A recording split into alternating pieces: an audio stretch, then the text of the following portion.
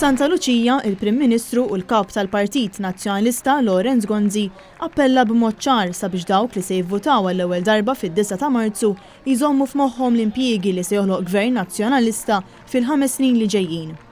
Lorenz Gonzi żied jgħid li fl-aħħar 5 snin f'pajjiżna nħolqu 20,000 ġob ġdid, fosthom eluf ta' impjiegi fuq sma ġodda. Aħna wellidna setturi oħrajn, is-servizzi finanzjarji, il-qasam tal-accounts, is-servizzi digitali, il-qasam tal-ICT, il-qasam tal-avjazzjoni, il-qasam tal-marittimu u issa 3 ilu poġġejna l-ewwel ġebla tal-kampus il-ġdid tal-Life Sciences Park li sa tiftaħ opportunitajiet ġodda għaż-żgħażagħ tagħna. Il-Prim Ministru fakkar kif rapport tal-Kummissjoni Ewropea jixhed kif Malta se jkollha t-tieni l-akbar tkabbir ekonomiku fil-pajjiżi taż-żona Ewro.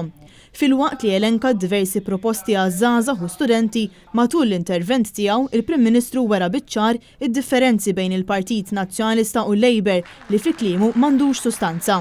Ara d-differenza, jien qed ngħidilkom 215 miljun euro għat-turiżmu, 100 miljun euro għall-industrija, 150 miljun euro għall-kampus tal-Emkast, 50 miljun euro għall-università, 23 miljun euro għall-istipendju kull sena. Iżjed ċar minn hekk, iżjed ċar minn hekk. X'irid ikollok? Il-Prim Ministru semma kif wara d-dibattitu bejn il-mexxejja politiċi issa qed tifhem x'bidla fid-direzzjoni iri Joseph Muscat. Dar jidni nerġa' mmur lura għas-soċjaliżmu ta' żmien Mintoff u Karmenu Mifsud Bonnici, meta fit-tarzna kien hemm is-soldati tal-azzar u għax huma soldati tal-azzar tal-Labour Party, allura neqgħu inħallsu il-miljuni għal xejn.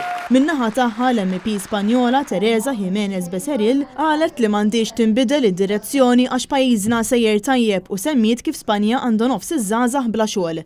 Dan għaliex Gvern Soċjalista dejjem evita li jaffaċċja r-realtà.